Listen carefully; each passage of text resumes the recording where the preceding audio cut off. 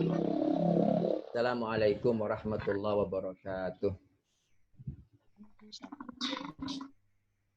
Alhamdulillahirabbil alamin wal aqibatu lil muttaqin wala udwana illa 'alal zalimin. Asyhadu an la ilaha illallah wahdahu la syarikalah wa asyhadu anna Muhammadan abduhu wa rasuluhu an-nabiyyul amin. Allahumma shalli wa sallim wa barik ala nabiyyina Muhammadin wa ala alihi wa ashabihi ajma'in amma ba'd. Subhanaka la ilma lana illa ma 'allamtana innaka antal alimul hakim. Allahumma anfa'na bima 'allamtana wa 'allimna ma yanfa'una warzuqna ilman yanfa'una. Allahumma la sahla illa ma ja'altahu sahla wa anta taj'alul hazna idza syi'ta sahla faj'al lana ya rabbana kulla syai'in sahlan muyassara. Allahumma inna na'udzubika min ilmin la yanfa' wa min qalbin la yakhsha' wa min nafsin la tashba' wa min da'watin la yustajabu laha. Rabbi shrah li sadri wa yassir li amri wahlul 'uqdatam min lisani yafqahu qawli. Amin. Ya, Bapak Ibu sekalian yang diberkati Allah Ta'ala, alhamdulillah kita kembali berjumpa pada sore hari ini. Ya, mudah-mudahan perjumpaan kita ini perjumpaan yang diberkati Allah Ta'ala, perjumpaan yang dibalasi Allah Ta'ala dengan pahala berlipat ganda pada setiap detik waktu yang kita pergunakan bersama. Juga mudah-mudahan menjadi penyebab datangnya ampunan, rahmat, ridho, dan keberkahan dari Allah buat kita semua. Amin. Sekarang silakan dilihat halaman 123 bab 6 ya. Tahapan-tahapan kesembuhan dari penyakit dan cara agar jin tidak kembali. Jadi jangan dikira jin itu tidak kembali lagi begitu. Karena ketika Allah Ta'ala menyebutkan dalam surat Al-Annas ya, min syarril waswasil khannas, min syarril waswas, dari buruknya kebisikan, dari min syarri, dari buruknya, min syarril waswasil khannas. Al waswas itu kan bisikan, al khannas, khannas itu setan ya. Jadi disebut khannas karena dia itu ketika kita kuat dia menjauh, ketika kita lemah dia datang. Nah, kalau memang seseorang sudah pernah kemasukan jin, kalau dia tidak menjaga dirinya, itu jin itu cepat atau lambat pasti balik lagi. Begitu. Karena jin itu ketika dia hidup dalam tubuh manusia, itu dia itu enak dompleng gitu. Ikut makan apa yang dimakan orang, jadi dia itu enak-enakan aja gitu. Itu seperti itu. Makanya karena tubuh kita itu kan diciptakan bukan untuk jin, ketika kita ada jinnya pasti ada keluhan. Pasti ada keluhan, apakah itu pusing, apakah itu berat, apakah itu nyut-nyut dan lain sebagainya begitu. Ya. Dan orang Bapak Ibu ketika dia sudah pernah ada jin nasab ya, pernah ada jin nasab kemudian diputus, sudah jinnya keluar. Tapi dia itu kembali melakukan perbuatan-perbuatan yang mendatangkan jin itu, ya akan kembali lagi jinnya. Jadi meskipun kita tidak merasa ngundang jin tadi, tapi karena kita melakukan amalan-amalan yang disukai jin itu seakan-akan kita ngundang dia. Nah, makanya harus dijaga terus. Nah, ini silakan dibuka halaman 123 itu paragraf yang paling bawah. Perlu diketahui untuk sembuh secara total kita harus melakukan tahapan-tahapan berikut. 1, tauhid yang kuat ya, tauhid yang kuat. Itu nanti silakan dibuka lagi halaman 71. Kemudian taubat nasuha.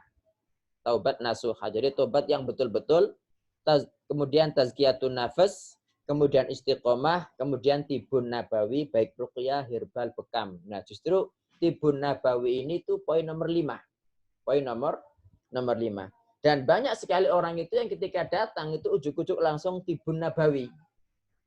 Dia tidak melakukan tahapan tauhid yang kuat, taubat nasuha, tazkiyatun nafas, istiqomah, ujuk-ujuk langsung tibun nabawi.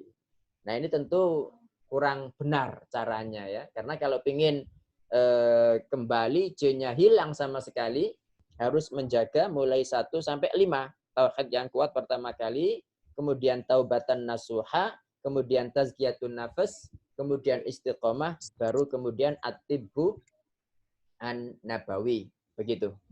Nah, silakan dilihat halaman 124 tentang tauhid yang kuat, Bapak Ibu, tentang tauhid yang kuat. Untuk menjadi peruqyah atau sembuh dari gangguan sihir dan jin, seorang hamba harus memiliki tauhid yang kuat. Jika tidak mungkin bisa menjadi peruqyah dan gangguan jin dalam tubuhnya sangat sulit disembuhkan kalau tidak dikatakan mustahil. Ya, karena Allah berfirman ya dalam surat An-Nahl 99-100 itu yang ada di situ halaman 124. Allah kan mengatakan innahu laisa lahu sultanun 'alal ladzina amanu. Sesungguhnya setan ini tidak ada kekuasaan atas orang-orang beriman. Wa 'ala rabbihim yatawakkalun, dan orang yang berpasrah, bertawakal kepada Rabb-nya. Jadi orang yang imannya kuat, yang tawakalnya benar, yang tawakalnya hebat, itu setan tidak mampu menguasai dia. Nah, Allah menjelaskan innama sultanuhu, kekuatan setan itu hanya atas siapa? Alladzina yatawallawnahu, orang-orang yang mengambilnya jadi pemimpin, orang-orang yang menyukai setan gitu. Walladzina hum bihi musyrikun, dan atas orang-orang yang mempersekutukannya dengan Allah. Jadi Allah itu sudah menegaskan Bapak Ibu bahwa ahli tauhid yang tauhidnya kuat itu nggak akan diganggu setan. Andai kan diganggu itu nggak seberapa besar nggak seberapa besar pengaruhnya begitu. A'udzu billahi minasyaitonir rajim. Halo Pak Widi. Nggih. Kemudian halaman 124, sesuai pengalaman dalam dunia ruqyah meruqyah, ada seseorang yang diruqyah berkali-kali tapi tidak kunjung sembuh. Rupanya dia masih percaya kepada dukun dan tidak sepenuhnya mempercayai ruqyah syariah. Jadi tauhid itu penting Bapak Ibu ya. Tauhid itu penting, makanya kita harus bareng-bareng ini belajar tauhid ya. Dan pada tadi malam yang kita pembahasan ruqyah itu kan seorang mu'alij kalau mau jadi peruqyah itu harus paling tidak sudah hatam usul tsalatsa, 3 landasan utama, sudah pernah baca kitab tauhid, faham gitu kan. Itu penting gitu. Ya karena ini tapi sebetulnya itu keharusan setiap muslim untuk belajar tauhid ya Bapak Ibu ya, bukan peruqyah saja. Bukan karena kita ini pengen ruqyah mandiri atau pengen bisa menjadi peruqyah terus baru belajar itu enggak. Sebetulnya setiap muslim itu harus mempelajari tauhid ini kalau memang pengen masuk surga gitu kan. Iya. Ia masih sulit melucuti jimat dan pusakanya, sulit mentauhidkan Allah begitu. Terus paragraf yang kedua halaman 125. Jadi seseorang yang ingin sembuh dari gangguan jin harus meyakini bahwa semua kekuatan hanyalah milik Allah. Kita harus takut hanya kepada Allah, mencintai juga hanya karena Allah. Paragraf yang setelahnya, meyakini bahwa yang mampu menghidupkan dan mematikan hanyalah Allah, paranormal dan dukun tidak bisa berbuat apa-apa kalau Allah tidak menghendaki. Dalam Al-Baqarah 102, wa ma hum bidarrina bihi min ahadin illa biiznillah. Mereka itu ahli sihir ya, tidak memberi madarat dengan sihirnya kepada seorang pun kecuali dengan izin Allah. Kecuali dengan izin Allah Subhanahu wa taala.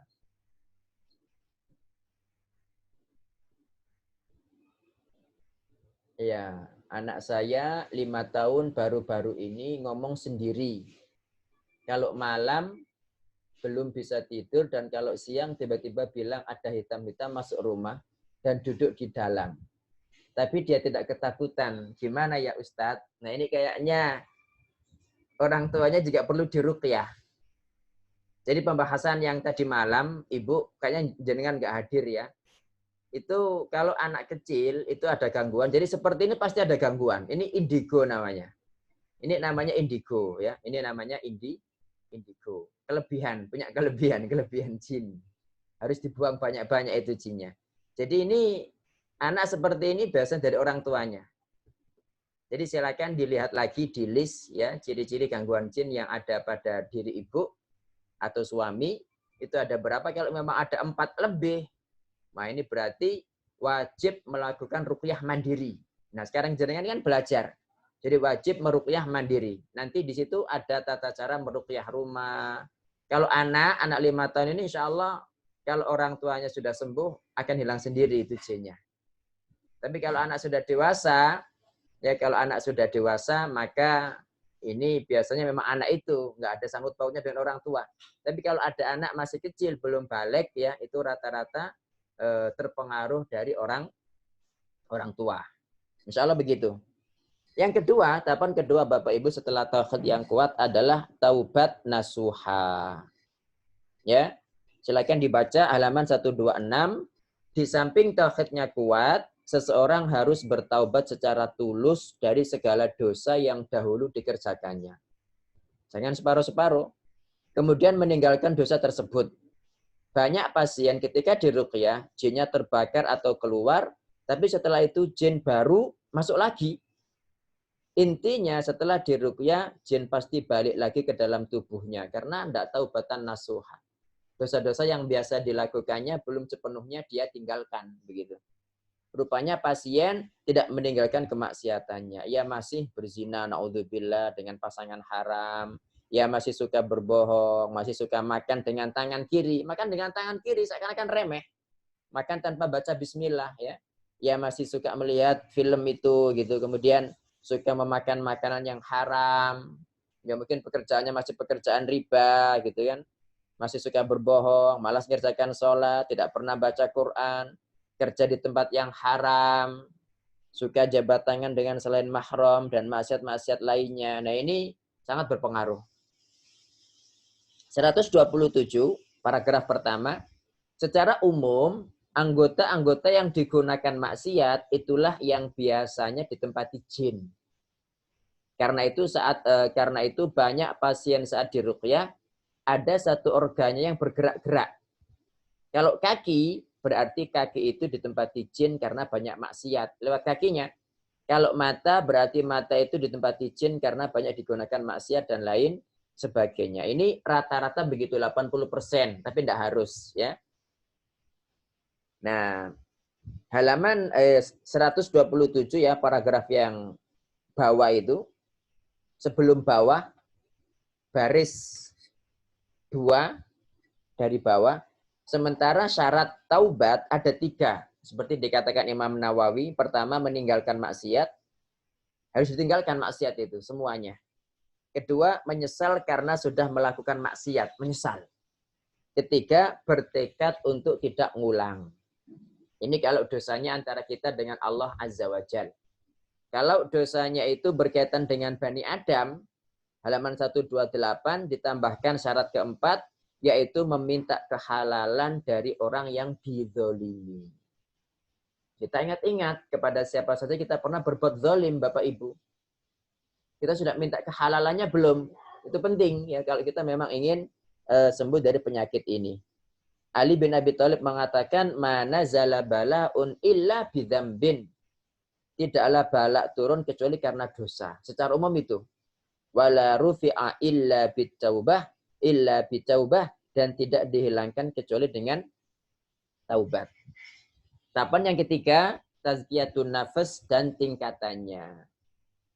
Ya, halaman 129. Tazkiyatun nafas adalah mensucikan diri, yakni mensucikan diri dari segala yang dilarang Allah serta mengerjakan segala yang diperintahkan. Nah, itu ada tingkatan-tingkatan. Tingkatan pertama ikhlas. Tingkatan pertama ikhlas. Jadi mengerjakan apapun itu untuk Allah. Istri menyiapkan makanan, nyeboki anak, cuci pakaian harus ikhlas, mencari ridha Allah Subhanahu wa taala. Suami juga seperti itu. Dan ketika kita melakukan amal apapun itu tujuannya adalah untuk Allah Subhanahu wa taala. Jangan sampai kita melakukan amalan akhirat tapi tujuannya dunia. Misalkan saya tak baca Quran biar jin yang menempati anakku hilang. Biar penyakitnya sembuh. Itu meskipun kita ikhlas baca Quran untuk Allah, tapi tujuannya agar anak kita sembuh, penyakit kita hilang, itu dunia. Bukan untuk Allah subhanahu wa ta'ala. Ya, jadi tingkatan pertama itu ikhlas. Jadi ikhlas itu kita beramal niatnya untuk Allah ta'ala semata. Niatnya untuk Allah ta'ala semata. Bukan untuk yang lain. Ya, susah ikhlas itu. Ikhlas itu susah. Karena makanya Sufyan Ats-Tsauri itu dia mengatakan, saya itu belum pernah memerangi diri ini kecuali yang paling sulit daripada memerangi hati. Karena orang itu kan pengen dipuji, pengen mendapatkan ini, pengen mendapatkan itu. Tapi kalau ikhlas hanya pengen dari Allah Subhanahu wa ta'ala. Makanya kita harus sering-sering minta keikhlasan kepada Allah Subhanahu wa ta'ala agar kita dijadikan orang-orang yang ikhlas. Juga harus banyak-banyak membaca zikir pagi petang. Allahumma inni a'udzubika min an usyrika bika syai'an a'lamuhu wa astaghfiruka lima la a'lamu. Dan itu pada surat Al-Hijr 3940 itu Allah menegaskan lewat perkataan iblis, dia tidak bisa mengganggu orang yang ikhlas. Qala rabbi bima aghwaytani la uzayyinanna lahum fil ardi wa la ughwiyannahum ajma'in illa ibadaka minhumul mukhlasin. Kata iblis, wahai Tuhanku, sebab engkau telah memutuskan bahwa aku sesat, pasti aku akan menjadikan mereka memandang baik perbuatan maksiat di muka bumi. Dan pasti aku akan menyesatkan mereka semuanya kecuali hamba-hamba engkau yang mukhlis di antara mereka. Allahumma ja'alna minal mukhlasin. Ya. Nah, ini ada beberapa definisi tentang ikhlas. Halaman 130. Yang pertama, orang ikhlas itu yang menutupi kebaikannya sebagaimana menutupi keburukannya. Kalau kita malu, jangan sampai ada orang tahu keburukan kita. Orang ikhlas itu dia yang menutupi kebaikan-kebaikannya seperti menutupi keburukannya. Yang kedua, orang ikhlas adalah jika segala gerak-geriknya hanya untuk Allah. Dia bergerak atau diam semuanya karena Allah. Itu niatnya. Yaitu niatnya. 3, ikhlas. Ya, Roji tolong siap-siap langsung ya. 3, ikhlas adalah niat yang tulus untuk Allah ya. 4, ada yang mengatakan orang ikhlas adalah melupakan pandangan makhluk dan hanya mengharap pandangan Sang Maha Pencipta. Nabi bersabda, "Innallaha azza wajal, Allah azza wajal, la yaqbalu minal amal, tidak menerima amal, illa ma kana khalisan, kecuali yang ikhlas. Murni untuk Allah, wa butughiya bihi wajhuh, dan amal itu dicari untuk wajah Allah Ta'ala." Ya. Nah, kemudian halaman 131, ini naudzubillah ya, berat hadis ini. Ini bisa kena saya ini. Man ta'allama ilman, barang siapa mempelajari ilmu, mimma yubtagha bihi wajhullah azza wajal, yang ilmu itu sepatutnya dicari hanya untuk mencari wajah Allah.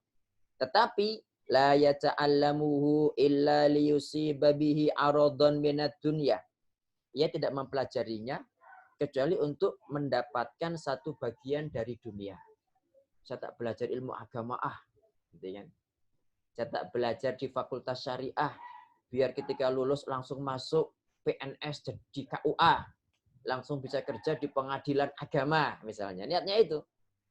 Naudzubillah, kata Rasulullah, lam yajid arfal jannah, dia tidak akan mendapatkan bau surga yaumal qiyamati, pada hari kiamat. Maksudnya bau surga saja nggak dia dapatkan, apalagi masuknya begitu.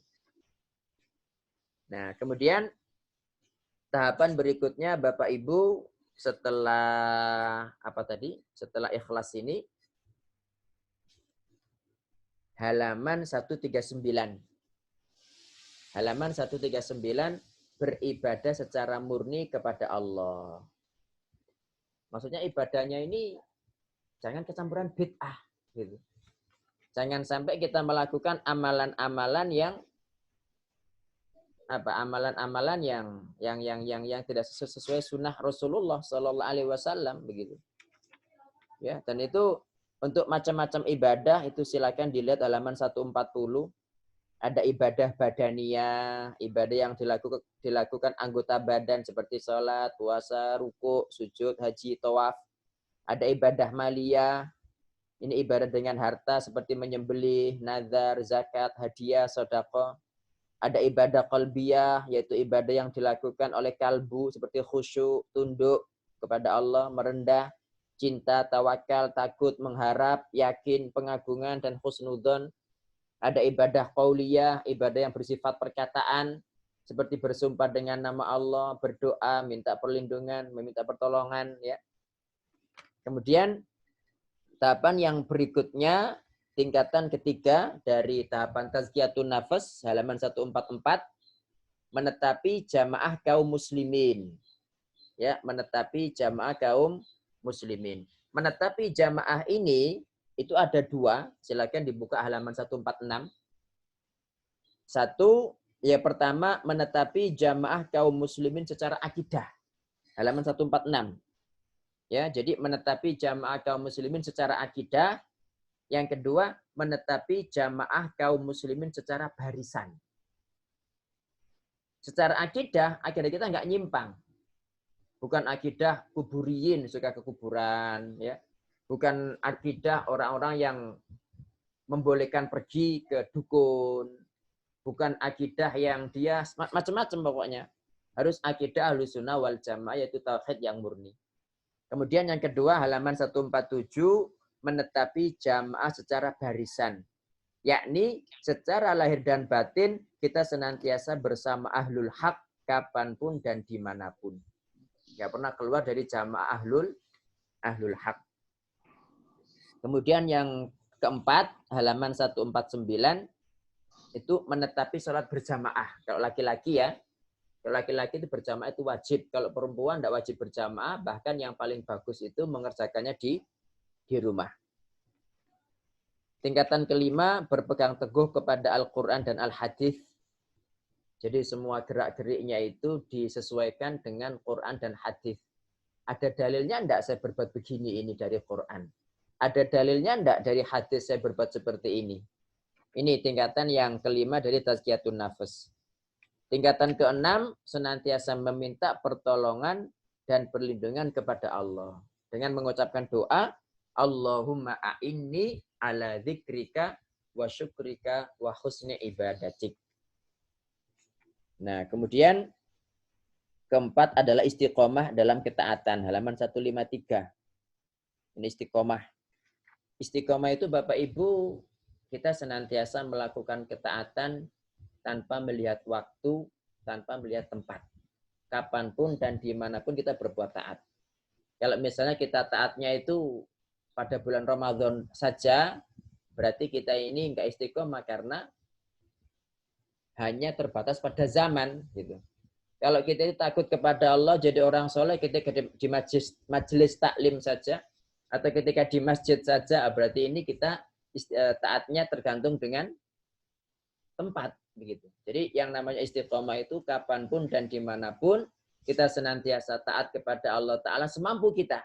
Ya, semampu kita. Nah itu ada kiat-kiat biar istiqomah ya, halaman 154. Halaman 154 itu dijelaskan kiat-kiat biar kita bisa istiqomah. Satu, menuntut ilmu syar'i dan menghadiri kajian-kajian keislaman. Yang kedua, memilih dan mencari teman-teman yang soleh. Jangan mencari teman yang buruk. Kemudian, menjaga seluruh organ tubuh dari perkara haram. Seperti menjaga lisan dari dusta, ghibah, ngerasani orang ya, mengadu domba dan lainnya. Kemudian yang keempat, mengetahui langkah-langkah dan tipu daya setan dalam menyesatkan manusia. Setan itu sudah ribuan tahun ya berpengalaman dalam menyesatkan manusia. Kalau jalan ini tidak bisa, pasti cari jalan yang lain. Ya, semoga Allah Subhanahu wa taala menghindarkan saya dan Bapak Ibu semua dari khutuwati syaitan atau tipu daya syaitan ini. Kemudian yang kelima tibun nabawi, ya ini tahapan yang kelima. Tadi kan tauhid, kemudian taubatan nasuha, kemudian tazkiyatun nafs, kemudian istiqomah, baru yang kelima adalah at-tibun nabawi. Nah, yang dimaksud dengan tibun nabawi adalah pengobatan ala Rasulullah. Masuk dalam pengobatan ini ruqyah, bekam, minum madu, minum habbah sauda, jinten hitam, dan hal-hal lain yang diajarkan Rasulullah Shallallahu Alaihi Wasallam kepada para sahabat. Itu Bapak Ibu. Sekarang halaman 159 bab yang ke-7, tahapan-tahapan dalam menghadapi gangguan jin. Baik untuk mu'alij maupun peruqyah mandiri. Ini tahapan-tahapannya. Jadi ini baru tahapan yang kesekian. Kalau kita sudah lulus dari tahapan-tahapan sebelumnya, langsung ini. Nah, insya Allah kalau kita sudah meluluskan diri dari tahapan-tahapan yang sebelumnya, bab 158 sampai bab halaman 158 dan sebelum-sebelumnya, baru kita nanti ke tahapan yang ini Bapak Ibu. Karena kalau kita belum kuat yang tahapan-tahapan sebelumnya, langsung meruqyah bisa bahaya itu. Bisa bahaya.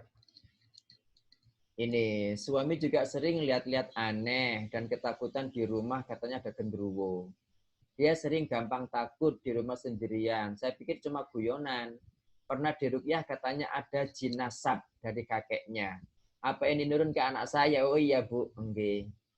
Dan mungkin kemungkinan besar ibu juga ketularan. Ya mohon maaf karena jin itu bisa masuk lewat hubungan suami istri. Ya, gitu. Ya, jadi ini harus seluruh penghuni rumah diruqyah ini. Jadi suami diruqyah, ibu juga diruqyah. Anak enggak diruqyah enggak apa-apa. Dia suruh bawa teman atau siapa begitu. Nah, terus di rumah jenengan diruqyah ya. Jadi iya. Iya, jadi memang perlu diruqyah nih, ada jin nasab bener gitu. Ya, sekarang halaman 159 tahapan-tahapan dalam menghadapi gangguan jin baik untuk mu'alij maupun peruqyah mandiri. Mungkin ada yang ditanyakan Bapak Ibu, silakan. Atau kita lanjutkan dulu ya. Nanti ditulis aja pertanyaannya. Tahapan pertama sebelum pengobatan dimulai. Baik kita yang mau meruqyah atau kita yang mau melakukan ruqyah mandiri. 1, mempersiapkan kondisi rumah yang baik. Ini silakan diperhatikan. Yakni Anda mengeluarkan gambar-gambar dan lukisan-lukisan bernyawa. Patung-patung, topeng-topeng, dan semacamnya dari dalam rumah yang Anda gunakan terapi agar mudah bagi para malaikat masuk ke dalam rumah. Termasuk foto. Biasanya kan ada foto pernikahan, ada foto wisuda gitu kan, dipajang. Itu yang paling bagus diturunkan. Ya. Karena Nabi Shallallahu Alaihi Wasallam jelas mengatakan bahwa malaikat itu tidak masuk rumah-rumah yang di dalamnya ada anjing maupun tasawir, gambar-gambar gitu. Dan gambar ini umum, baik ya lukisan maupun yang foto. Mending kita hindari. Yang ada nyawanya, kalau gambar atau foto pemandangan kayak gunung, laut, ya nggak ada anunya, nggak ada gambar bernyawanya ya nggak usah. Ini yang bernyawa. Ya, tapi kalau gambar gunung sama gambar ada orang mandi, ada gambar orangnya jelas wajahnya, nah ini harus diturunkan, ada nyawanya di situ. Atau binatang, gambar kuda, pokoknya yang bernyawa, kelinci. Nah itu malah di beberapa rumah itu atas nama seni ada gambar wanita atau ronggeng menari begini gitu, matanya mendelik. Wah itu kalau malam kedip-kedip sendiri itu. Ya, yang kedua Bapak Ibu, hendaknya mu'alij atau seseorang yang hendak meruqyah diri sendiri mengeluarkan seluruh pusaka, jimat dan benda-benda keramat, kemudian membakarnya. Jika perlu, nah ini tadi Ibu yang bertanya, coba Bu dilihat jangan-jangan di rumah jenengan ada pusaka, ada tombak, ya. Ada tombak, mungkin ada juga lukisan, ada mungkin juga kepala kijang gitu kan yang dikasih air mineral air raksa gitu kan atau apa itu bisa dilihat Karena memang kalau jin nasab itu biasanya ada pusaka-pusaka. Dan terkadang meskipun pusakanya sudah dibuang, itu masih ngikut jinnya itu juga seperti itu juga ada. Ya. Jika perlu sebelum dibakar, jimat itu dicelupkan dalam air ruqyah terlebih dahulu untuk menghilangkan kekuatannya. Ya, kita kan mengambil kemungkinan paling buruk ya. Soalnya kalau nggak diruqyah dulu, langsung dibakar, biasanya langsung ada salah satu anggota di situ yang kesurupan. Oh, gitu. 3, hendaknya rumah bebas dari musik, nyanyian, serta radio dan televisi yang menyajikan keduanya. Ini paling selamat ini ya. Jangan ada musik di rumah. 4, hendaknya rumah bebas dari penyimpangan-penyimpangan syar'i. Semisal ada lelaki yang memakai emas. Emas kan haram bagi laki-laki ya. Kalung emas, cincin emas bagi laki-laki. Orang meninggalkan sholat, orang percaya dengan kekuatan jin dan dukun, serta wanita tabarruj, yakni yang bersolek, ya, atau tidak berjilbab, begitu. Nah ini kalau rumah di situ, ya secara umum, ruqyah itu ya sedikit nanti ngefeknya. Gitu. Makanya yang diperbaiki itu sebelum kita perbaikan eksternal, harus internalnya diperkuat dulu. Harus internal diperkuat dulu. Karena kalau sudah internalnya rusak, itu apa aja masuk begitu. 5, hendaknya pasien yang sakit diberi pengetahuan tentang akidah tauhid terlebih dahulu. Jadi bukan boro-boro langsung diruqyah. Makanya kan harus ada konsultasi dulu. Apa sebabnya, apa yang biasa dilihat, apa yang dia lakukan, pekerjaannya apa, interaksi dengan siapa aja, biasa makan minum apa, tangan kanan, tangan kiri. Nah, itu ada orang rupanya suka makan anjing gitu kan. Alasannya anjing itu tidak haram, dalam Al-Quran tidak ada. Nah, kalau suka makan anjing ya nanti ya kayak anjing sifatnya gitu kan. Sebagaimana orang suka makan babi kan kayak babi itu sifatnya. Babi itu kan tidak ada rasa cemburu kan. Orang yang suka makan babi akhirnya tidak punya rasa cemburu. Ayam jago yang sangat besar rasa cemburunya ketika dikasih makan daging babi, tidak punya cemburu dia akhirnya. Dayuth, bahasa hadis itu dayuth. 6, bagi peruqyah hendaknya Anda menunjukkan perbedaan antara cara Anda dalam mengobati dengan cara para dukun dan tukang sihir. Juga hendaknya Anda menjelaskan kepada pasien bahwa Al-Quran penuh dengan obat dan rahmat. Nah, ini kan sudah kita pelajari kemarin, bab kemarin ya. Orang difahamkan, karena orang itu tidak bisa membedakan gitu loh, antara peruqyah dengan dukun dianggap sama. Nah kalau seperti itu percuma diobati orangnya. Pada waktu diruqyah, jinnya hilang, cepat atau lambat pasti balik lagi. Ketika peruqyahnya pulang, jinnya datang lagi gitu. Nah, itu sering terjadi seperti itu Bapak Ibu. Itu ketika tahapan-tahapan yang awalnya tadi itu tauhid, kemudian tazkiyat taubatan nasuha, tazkiyatun nafas, istiqomah, ini enggak dijalani tapi ujuk-ujuk langsung yang kelima, ruqyah. Ini. 7, melakukan pemeriksaan. Caranya dengan konsultasi, yakni Anda memberikan beberapa pertanyaan kepada pasien agar bisa mengetahui jelas kondisi dirinya. Anda bertanya kepadanya, binatang apa saja yang dilihatnya dalam mimpi, ya. Berapa binatang yang Anda lihat? Apakah setiap bermimpi binatangnya sama atau berbeda-beda? Ya. Apakah pasien melihat binatang yang menyerangnya dalam mimpi? Apakah pasien sering mengalami mimpi buruk? Apakah pasien sering bermimpi jatuh dari tempat yang tinggi? Apakah pasien sering bermimpi berjalan sendirian di tempat menakutkan, kuburan, tempat sampah, atau tempat buruk lainnya? Karena mimpi itu menunjukkan jenis jin yang ada dalam tubuh kita. Kalau jinnya ular, kalau yang sering dilihat itu ular, maka ular. Kalau yang dilihat itu adalah sapi, beruang, maka itu jinnya seperti itu gitu. Nah, nanti kalau ular gampang aja, rata-rata jin sihir itu ular Bapak Ibu. Ada jin sapi.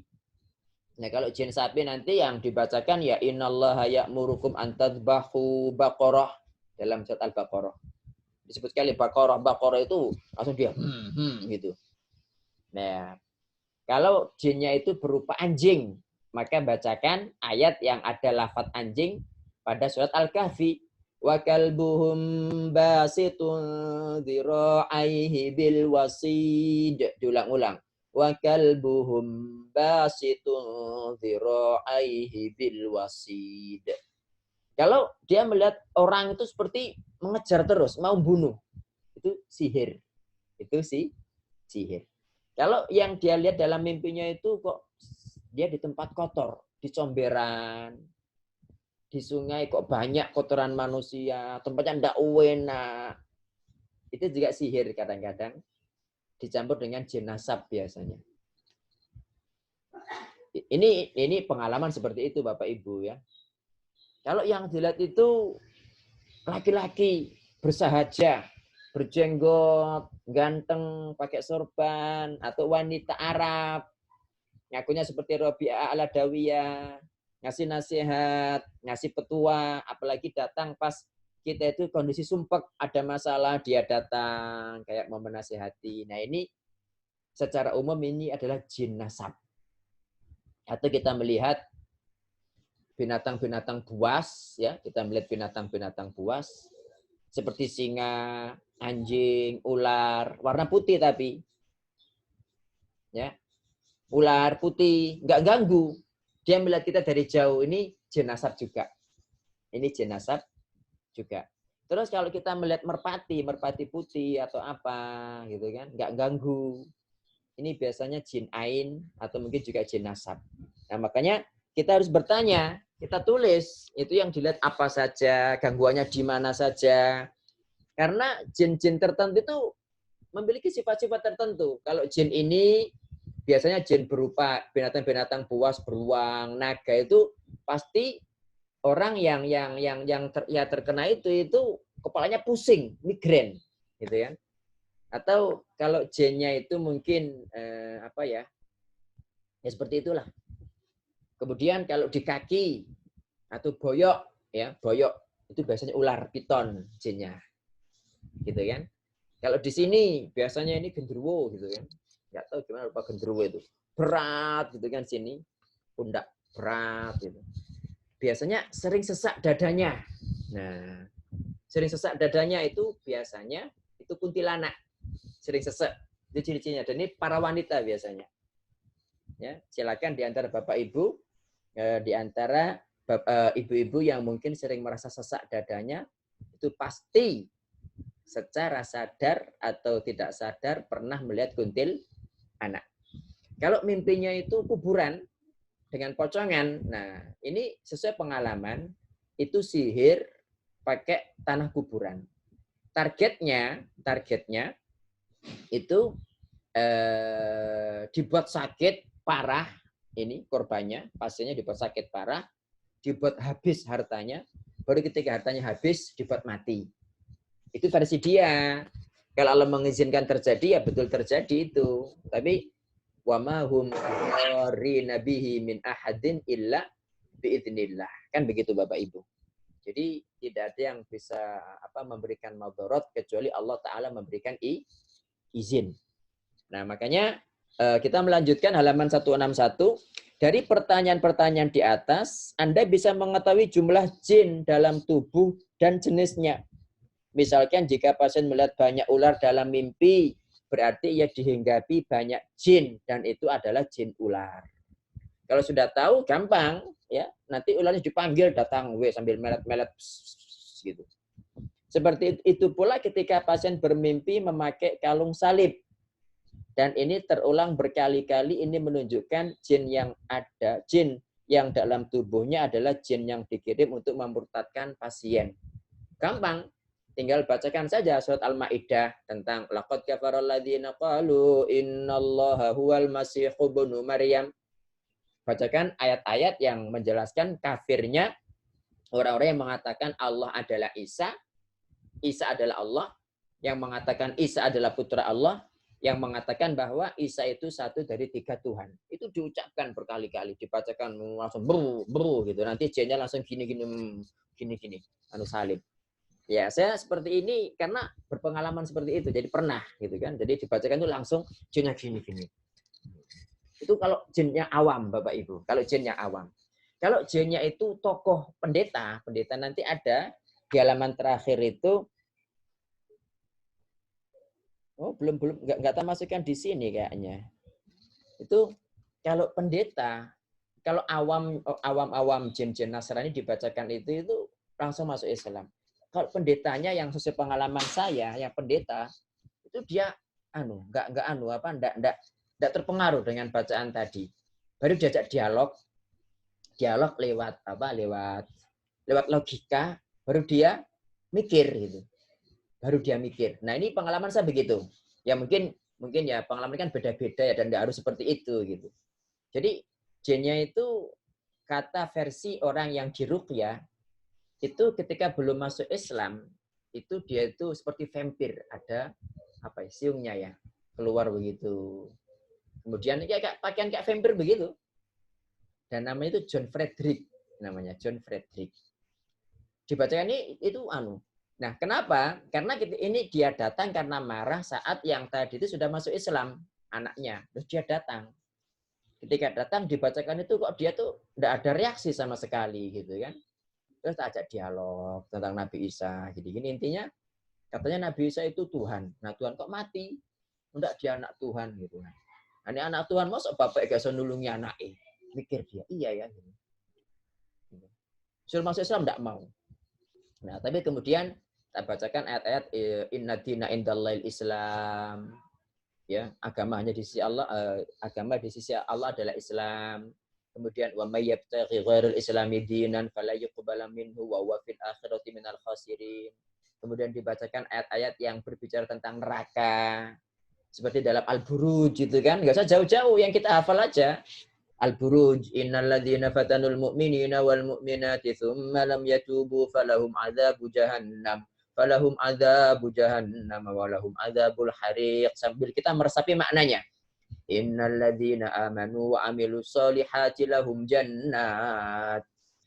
jannatun tajri min tahtihal anhar dzalikal fawzul kabir. Inna batsya rabbika lasyadid. Baru itu dia mau masuk Islam. Subhanallah.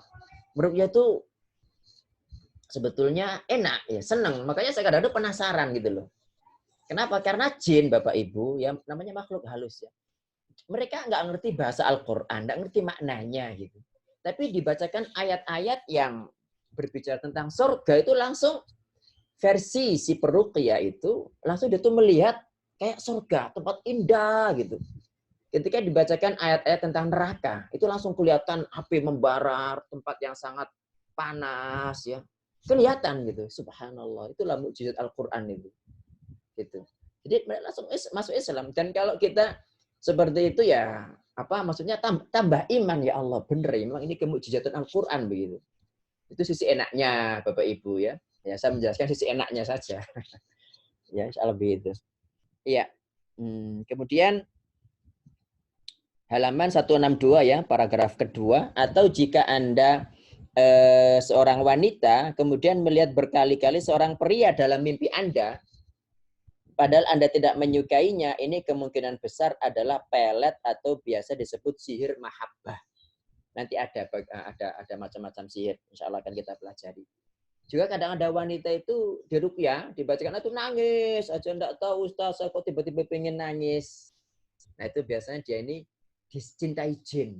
Dia dicintai jin. Laki-laki juga kalau dia dicintai jin itu nangis, diruqyah tuh nangis gitu. Ya, nangis. Saya pernah punya mahasiswa, sudah meninggal dia. Bagus mahasiswa ini. Yang meninggal ya, semoga Allah merahmati. Sebelum meninggal pernah taruqyah. Jadi dia itu hidup dengan pamannya. Pamannya itu punya, ya dia dukun pamannya itu. Jadi segala macam itu macam-macam ya. Di rumahnya itu ya ada keris, ada apa gitu. Nah intinya ketika taruqyah kan dia menangis. Dan saya tahu, lihat pengalaman-pengalaman sebelumnya ini, dia ini dicintai jin perempuan. Tak suruh meninggalkan, enggak mau. Ya setelah lewat konsultasi rupanya jinnya cantik katanya. Cantik gitu ya, nggak ada dari manusia cantik itu. Makanya dia keberatan kalau jinnya dihilangkan gitu ya. Nah kemudian Saya membacakan ayat la tudrikuhul absar wa huwa yudrikul absar wa huwal latiful khabir. Sambil minta kepada Allah agar ditunjukkan wujud asli daripada jin itu. Artinya kan la tudrikuhul absar, Allah itu nggak ada yang bisa melihat Allah. Wa huwa yudrikul absar, sementara Allah itu melihat semuanya. Jadi hal-hal yang gaib yang kita nggak bisa melihat itu Allah melihat. Gitu kan? Nah, ketika dibacakan itu langsung dia kaget, gitu kan? Rupanya selama ini wanita cantik yang dia sulit untuk meninggalkan di alam sana itu rupanya jelek, lebih jelek dari mak lampir itu. Nah, setelah dia tahu wujud aslinya, baru dia melepaskan itu. Ya, baru dia melepaskan. Ini Bapak Ibu. Kemudian ke-8 ya, halaman 162 kita melanjutkan. Ke-8, hendaknya Anda berwudu sebelum melakukan terapi pengobatan ini dalam kondisi suci. Hendaknya berwudu. Tapi kalau misalkan wanitanya haid ya tidak menjadi masalah ya. Jika Anda seorang mu'alij, maka perintahkan kepada orang-orang di sekitar Anda untuk berwudu pula. Jadi dalam kondisi apa? Dalam kondisi suci semua. Begitu. Ya, kemudian yang ke-9, jika pasiennya seorang wanita, jangan langsung mengobatinya. Perintahkan memakai jilbab yang baik terlebih dahulu. Suruh dia menutupi wajahnya serta merapatkan pakaiannya agar nanti tidak tersingkap auratnya saat diterapi, atau Anda sediakan mukena. Ya, karena rata-rata kalau kemudian diruqyah itu kan pasti nggak karu-karuan, koyang kaying ya, bolak-balik, nah itu bisa tersingkap auratnya. 10, jangan melakukan terapi kepada wanita kecuali dengan keberadaan mahramnya, ya. Anaknya yang sudah balik, suami, ayah atau kakaknya, karena kadang terjadi fitnah, itu bahaya. 11, Anda jangan, mungkin fitnah dari pihak wanita tidak ada ya. Fitnah dari pihak wanita tidak ada. Tapi fitnah dari orang lain itu nanti ada orang bilang, atau mungkin wanita ini bukan wanita yang baik, dia beralasan kalau kita nggak ada bukti, aku mau digini-ginikan sama orang itu, kan bisa aja. Makanya harus ada mahramnya. Gitu. 11, Anda jangan memasukkan seorang pun dalam ruangan terapi selain mahram sang wanita. Ya, karena kadang-kadang ada masalah keluarga, masalah pribadi. Ya. Kemudian kadang-kadang juga auratnya tersingkap. Nah, kalau ada banyak orang kan bahaya. Itu satu. Yang kedua, biasanya kadang-kadang jin itu ngoceh lewat mulut si wanita ini sehingga ketahuan dosanya yang selama ini dia simpan. Pernah ada seorang wanita, Masya Allah, dia tuh solihah banget gitu kan. Ya penampilan, secara penampilan, bahkan bercadar juga, malah ikut ngaji di daerah Gria Al-Quran gitu kan. Nah, karena dia belajar Quran, ya mungkin dia sudah tobat ya, wallah alam kita tidak tahu ya gitu. Mungkin dia sudah tobat, kita husnudzon saja. Dan insya Allah sudah tobat ya, mungkin sebelumnya dulu begini-begini. Terus dia ketika belajar Quran itu tiba-tiba langsung kesurupan. Nah, saya tahu ini karena saya dipanggil, diminta untuk jam 10 malam nih. Ya Allah, ya mohon maaf, jam 10 malam saya meruqyah sendiri kok. Oh, saya main burung aja, saya tidak bisa meruqyah, saya bilang gitu. Akhirnya mereka cari ustadz lain, gitu kan. Ustadz lain, ketika diruqyah itu jinnya muncul, ngomel. Karena saya nggak suka dengan wanita ini, katanya. Kenapa? Gitu. Karena dia sudah menggugurkan janin 3 kali. Dari zina. Nah ini jin itu, ya kita harus ngerti jin itu tukang bohong, tukang fitnah. Bisa benar, bisa enggak. Tapi ingatlah bahwa perkataan jin itu pasti banyak bohongnya. Nah, udah jinnya pergi. Setelah itu si wanita kan sadar. Ketika ditanya, rupanya benar ngaku ya saya melakukan itu gitu. Ya mungkin dulu ketika dia belum hijrah, belum tobat gitu kan ya. Ya memang semua orang dari kita kan sudah pernah berbuat dosa, kita semua pernah berbuat salah, yang nggak ada yang suci. Ya kita sebagai manusia saling menutupi lah. Karena kita juga seperti itu gitu. Insya Allah demikian. Ya, kemudian yang ke-12 halaman 163, jangan lupa memohon kepada Allah untuk membantu Anda dalam mengeluarkan jin dan memenangkan Anda atasnya. Gimana caranya? Ini lebih diutamakan jika Anda mengerjakan sholat 2 rakaat mutlak, kemudian berdoa kepada Allah. Ya, jadi sholat dulu, sholat hajat, sholat 2 rakaat mutlak ya. Kemudian minta kepada Allah agar dibantu. Kemudian kita juga punya zikir pagi petang. Kita juga sudah melindungi diri dengan trikul yang kita baca kemudian diusapkan ke seluruh tubuh gitu. Insya Allah kuat. 13, untuk kesuksesan ruqyah hendaknya peruqyah meniatkan ruqyahnya untuk Allah. Yaitu benar-benar membantu menyembuhkan saudara muslimnya. Nah, itu tahapan pertama Bapak Ibu. Ya. Setelah selesai baru proses pengobatan halaman 164. Pertama cara meruqyah. Insya Allah sudah tahu ya, nggak perlu dijelaskan ya. Cara meruqyah Anda meletakkan tangan pada kepala pasien.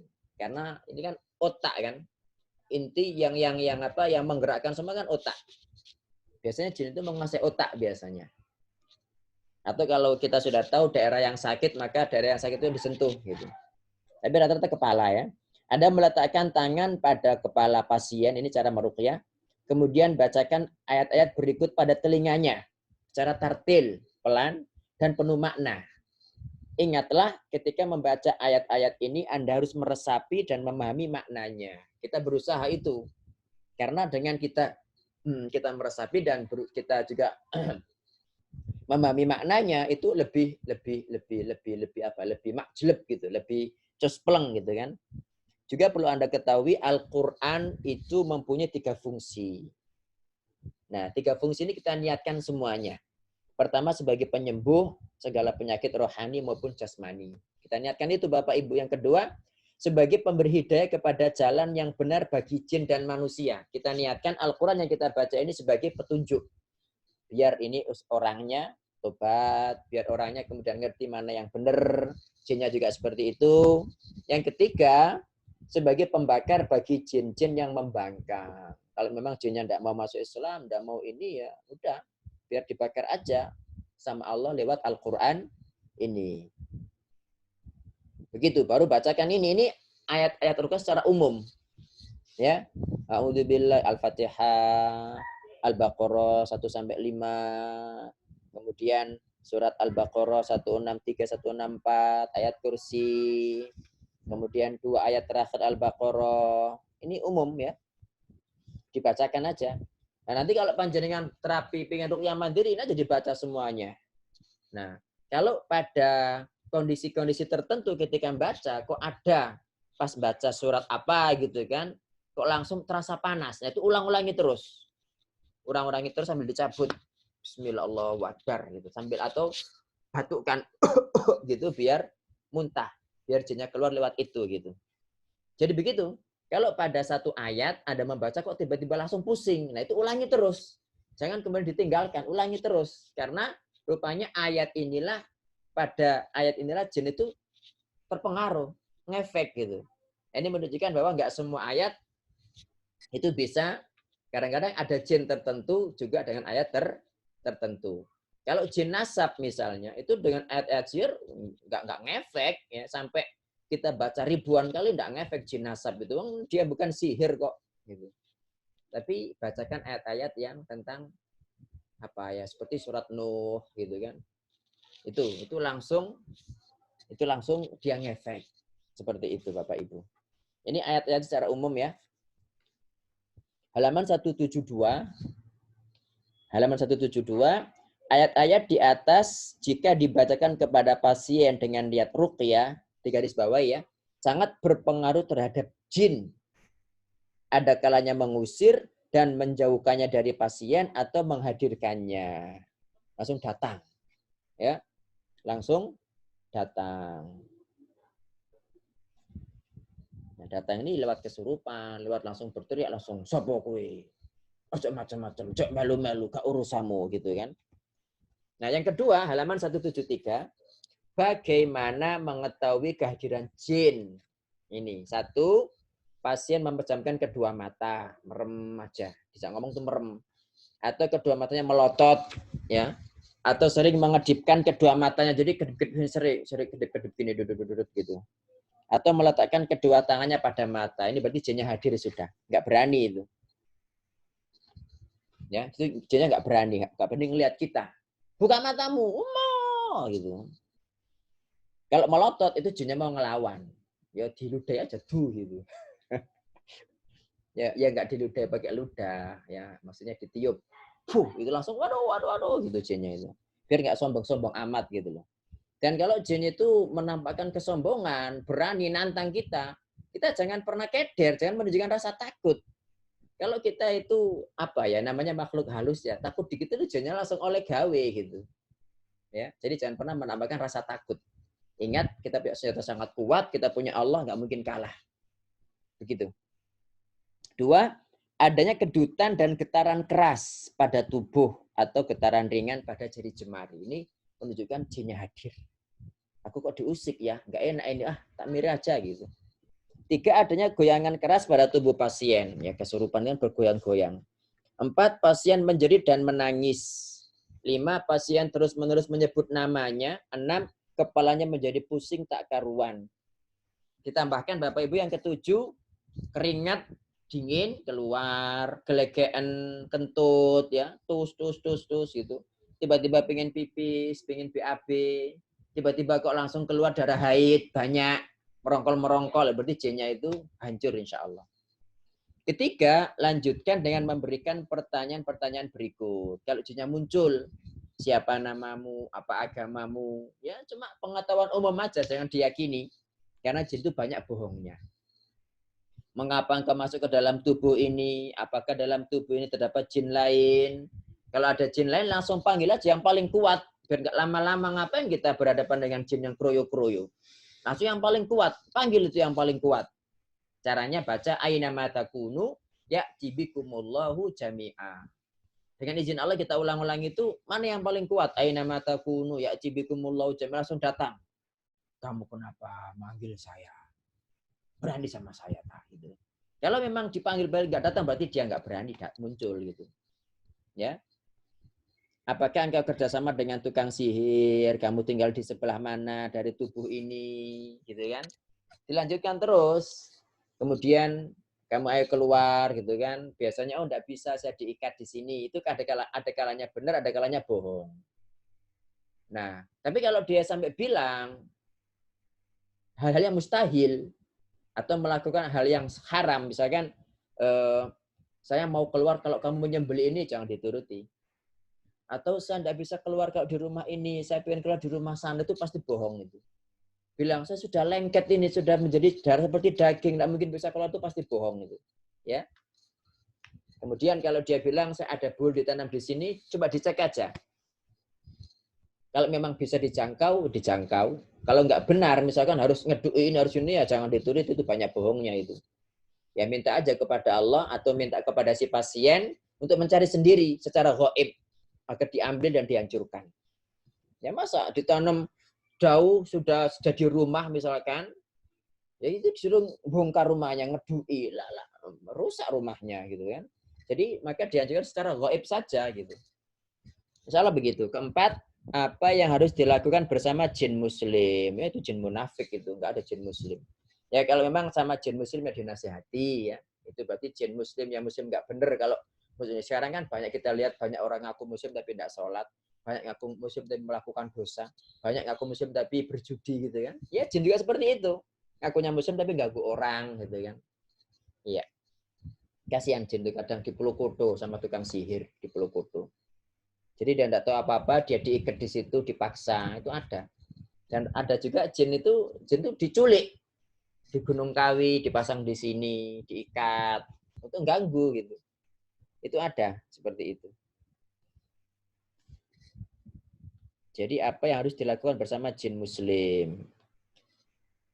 Jika jin yang merasuki tubuh pasien adalah jin muslim, gunakan metode targhib dan tarhib. Targhib ditakut-takuti, ya. Targhib itu disemangati tobat, disemangati ibadah, disemangati soleh. Tarhib ditakut-takuti, ya. Dengan membacakan ayat-ayat tentang surga, ayat-ayat tentang neraka, gitu. Paragraf berikutnya, jika alasan masuknya karena merasa didolimi pasien, mungkin dengan melempar suatu benda, kemudian mengenainya, atau lain sebagainya, kita ingatkan deh lo gak ro awakmu, gitu kan? Nah, awakmu ro lapo, gitu kok gak mire, gitu kan? Ya, itu disadarkan jinnya, ya disadarkan.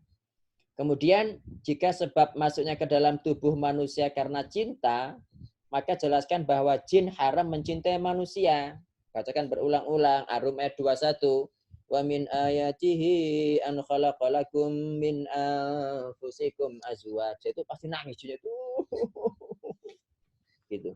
Jika masuknya dalam tubuh manusia karena murni kedzaliman dari jin, jinnya yang zalim, maka jelaskan padanya akibat buruk setiap pelaku kedzaliman. Ya, setiap pelaku kedzaliman. Baca Al-Burud ayat 10 gitu.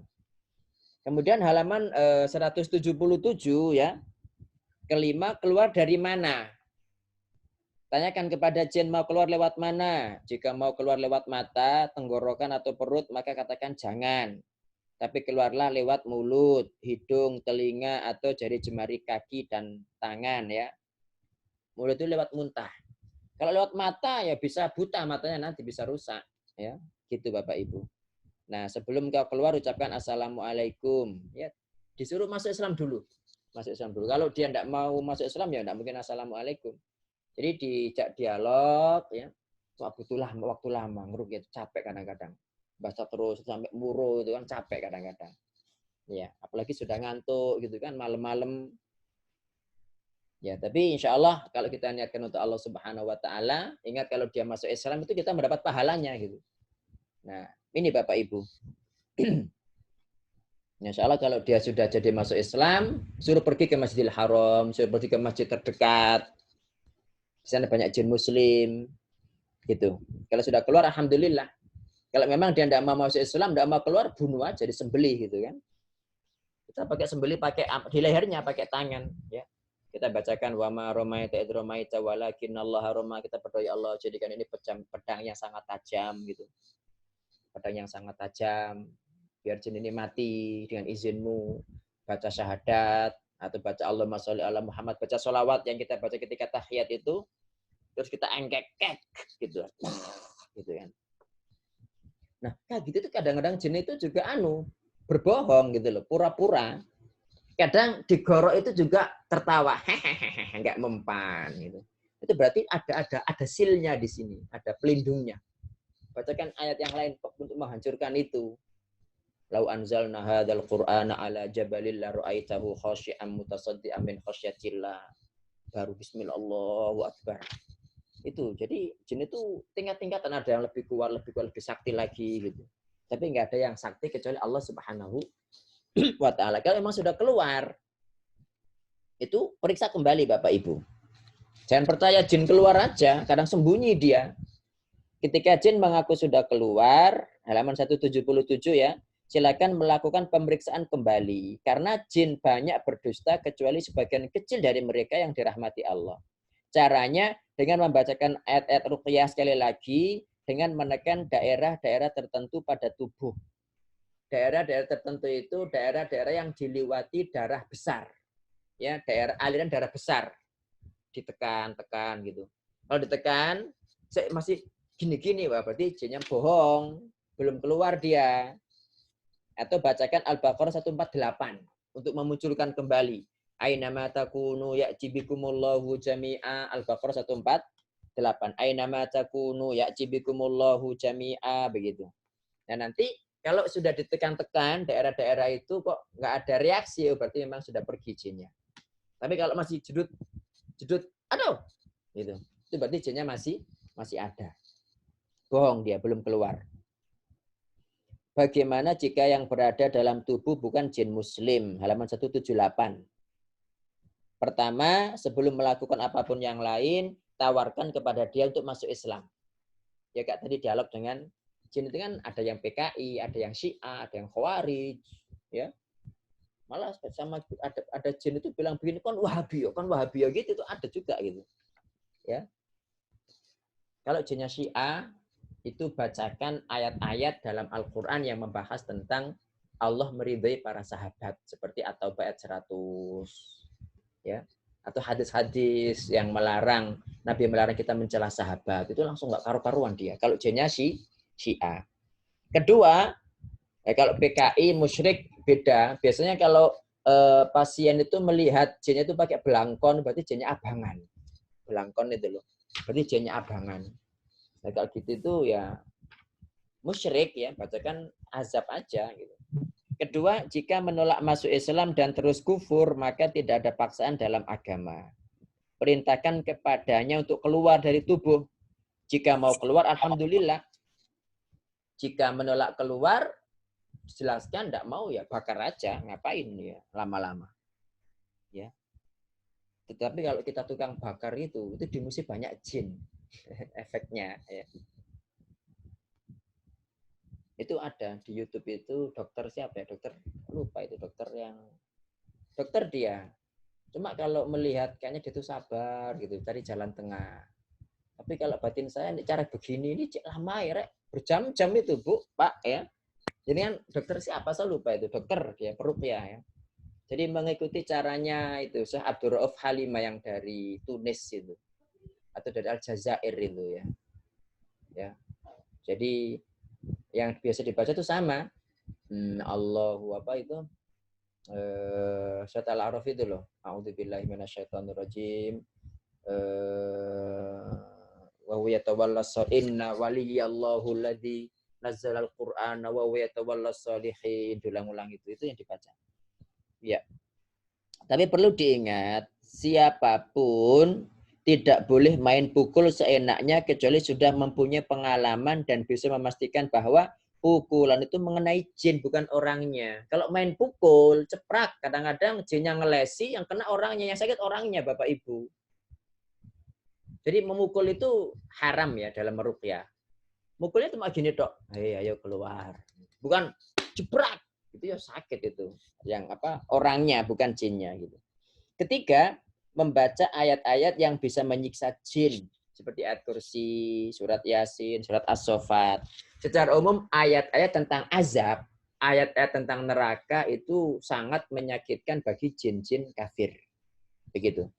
Tahapan ketiga, fase setelah pengobatan. Halaman 179. Fase ini termasuk sulit. Kenapa? Karena pasien masih sangat rentan kemasukan jin kedua kalinya. Karena itu Anda perlu memerintah pasien mengerjakan perkara-perkara berikut. 1. Selalu mengerjakan sholat berjamaah di masjid kalau laki-laki. 2. Tidak mendengarkan musik, tidak menonton televisi, dan tidak jalan-jalan di pasar atau mall. Dipastikan kalau wanita itu suka jalan-jalan ke mall, suka ke pasar, padahal dia ada gangguan jin, pasti jinnya balik lagi. Ingat, sebaik-baik tempat di bumi adalah masjid, seburuk-buruk tempat di bumi adalah pasar. Dan di pasar inilah setan itu bertelur dan beranak. Begitu. 3. Selalu berwudu sebelum tidur dan membaca ayat kursi. 4. Membaca surat Al-Baqarah dalam rumah setiap 3 hari sekali. Al-Baqarah full gitu kan. Membaca. Gimana kalau murotal ya enggak apa-apa. Tapi murotal itu kurang bagus, lebih bagus kita baca sendiri. Atau sesering mungkin baca ayat kursi lah setiap keluar masuk rumah. 5. Membaca surat Al-Mulk sebelum tidur. 6. Membaca surat Yasin pada pagi hari atau mendengarkannya. 7. Bergaul dengan orang-orang soleh dan menghindari orang-orang buruk. 8. Jika pasiennya wanita, maka Anda harus menasihatinya memakai hijab syar'i yang menutupi seluruh tubuh secara sempurna. Nggak boleh selfie, Bu. Nggak boleh pakai pakaian you can see, gitu kan. Harus pakaiannya. Nasihat begitu. 9. Mendengarkan murotal Al-Quran, murotal ruqyah ini selama 2 jam dalam setiap hari. Didengarkan. Pakai headset ya. 10. Membaca sebanyak 100 kali zikir berikut ya habis subuh dan asar. La ilaha illallah wahdahu la syarikalah. Lahul mulku wa lahul hamdu wa huwa ala kulli syai'in qadir. Biar jinnya tidak balik lagi. 11. Mengawali segala perkara dengan bismillah. Mau makan bismillah, mau pakai baju bismillah, mau lepas baju bismillah, keluar rumah bismillah, masuk rumah bismillah. Semuanya pakai bismillah. Mau berhubungan sama istri, jangan berhubungan suami istri, jangan lupa bismillah juga ya. Bismillah, Allahumma jannibna syaitan itu. 12. Tidak tidur sendirian. Ini. 13. Meninggalkan segala bentuk maksiat. Iya. Nggih, insya Allah ini Bapak Ibu materi kita pada sore hari ini. Sekarang kita beralih ke pertanyaan. Kita beralih ke pertanyaan.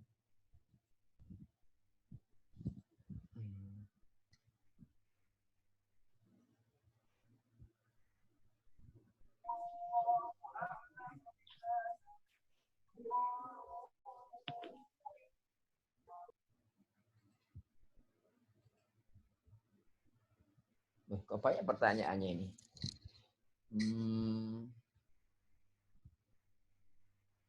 Iya. Dari Teacher Vita. Assalamualaikum warahmatullahi wabarakatuh. Ustadz, waalaikumsalam warahmatullahi. Bertanya, satu, kalau sering ada kelabang di kamar mandi, apakah pertanda ada jin di situ? Enggak juga, Ibu. Enggak tentu ya. Ya tergantung. Kalau ada tanda-tanda yang lainnya, maka bisa gitu. Tapi kalau selama enggak, kalau memang rumahnya itu basah, ya mungkin ada juga ada apa ya? Ular gagak itu loh kalau bahasa yang suka di air, yang kadang melungker, kecil, bisa besar, bukan kaki seribu, bukan. Kalau kaki seribu kan luwe ya, luwe yang besar itu. Kalau di rumah saya juga banyak itu, ya. Ya insya Allah bukan karena jin tapi karena faktor kondisi tanahnya. Ya, memang kamar mandi itu kan harusnya harus dicor, terus baru kemudian dikasih keramik gitu kan. Kalau langsung tanah itu ya lama-lama ya akhirnya habis ya, tanya ke bawah gitu, itu akhirnya data makhluk-makhluk tadi itu ya.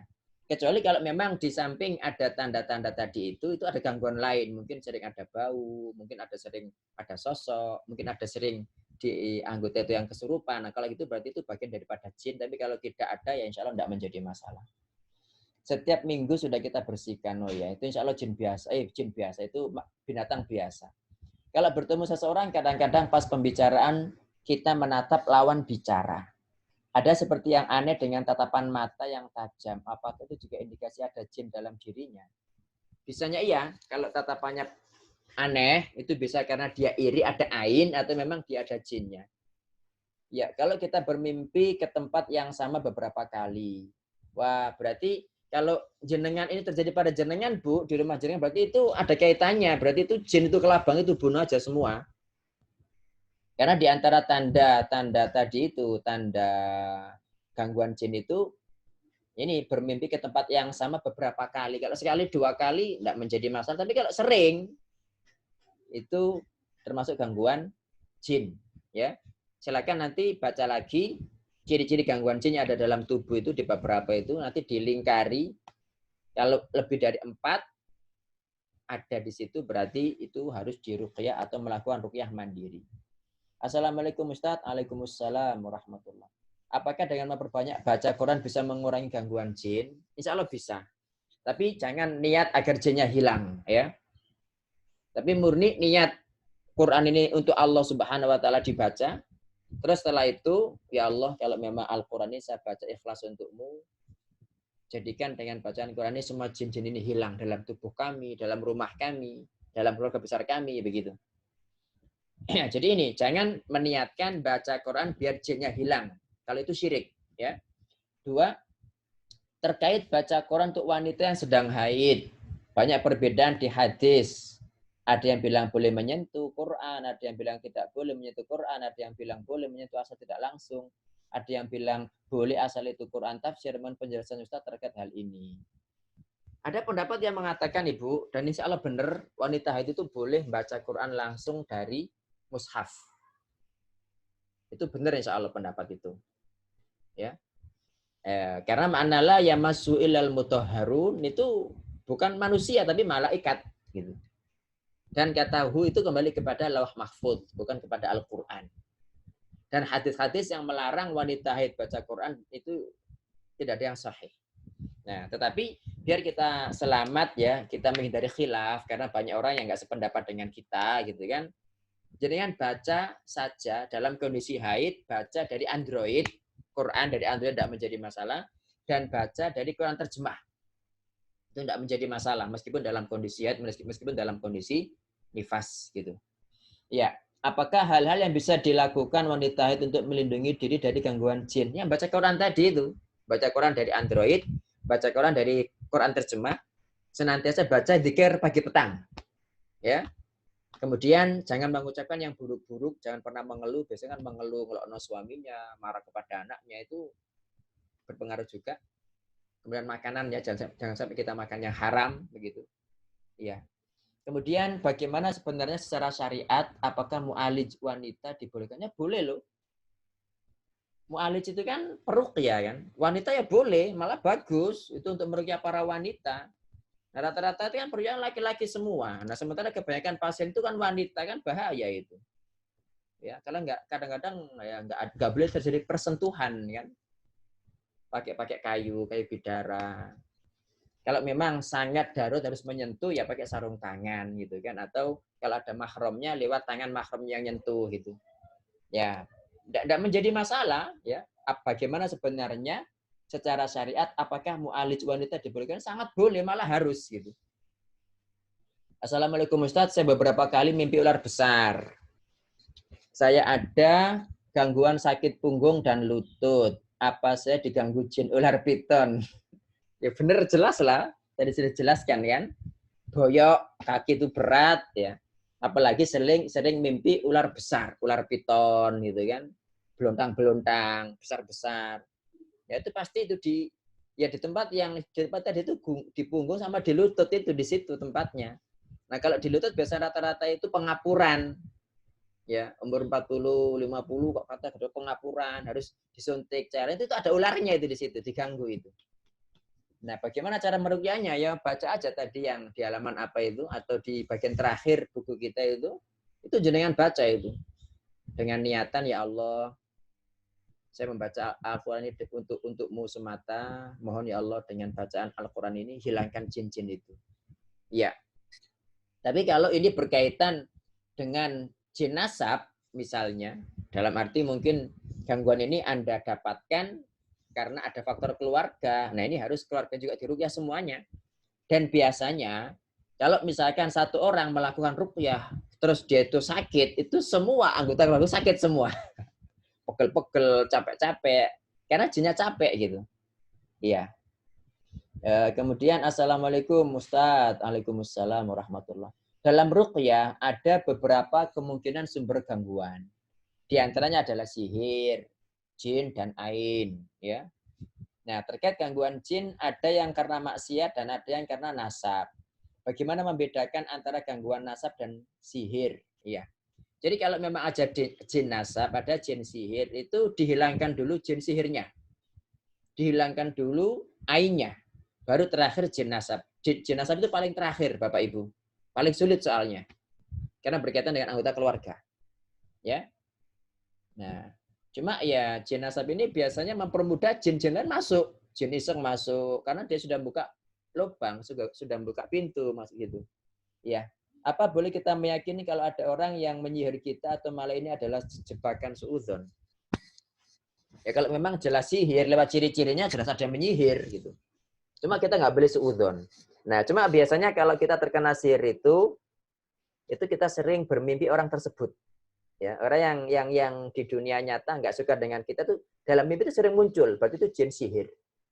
Atau kita nggak pernah mimpi orangnya, nggak pernah mimpi orangnya, kita buat ruqyah, kita masukkan tangan kita di situ, kita membayangkan ya Allah tunjukkan kepada saya siapa sih orang yang menyihir saya gitu. Oh yang kita kenal, sambil kita baca ayat kursi atau kita baca ayat-ayat ruqyah, ayat-ayat sihir, kita bayangkan satu persatu orang yang kita anggap menyihir kita. Kalau kita baca secara fokus, nggak ada efek berarti enggak. Kalau pas orang itu kok kemudian kita panas, atau langsung wah jinnya muncul, berarti memang orang itu menyihir kita gitu.